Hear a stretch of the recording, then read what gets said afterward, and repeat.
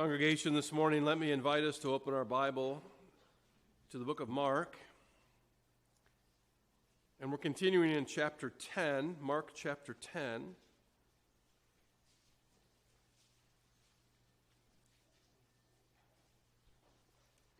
We've come to verses 32 through 34, which I'll call the buckle of the belt of this section.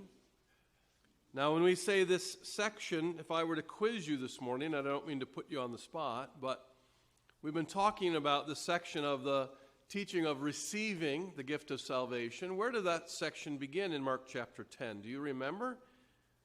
This section of the Lord teaching what it means to receive the gift of salvation began in earnest in chapter 10 at verse 13, and we'll go all the way through to the end of chapter 10 with the issue of blind Bartimaeus, all the way to verse 52 of chapter 10.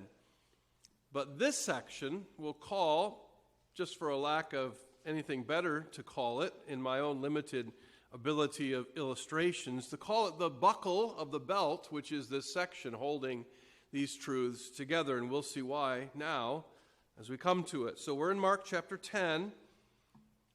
In verses 32 to 34, here is the word of God. They were on their way up to Jerusalem, with Jesus leading the way. And the disciples were astonished, while those who followed were afraid. Again he took the 12 aside and told them what was going to happen to him. We are going up to Jerusalem.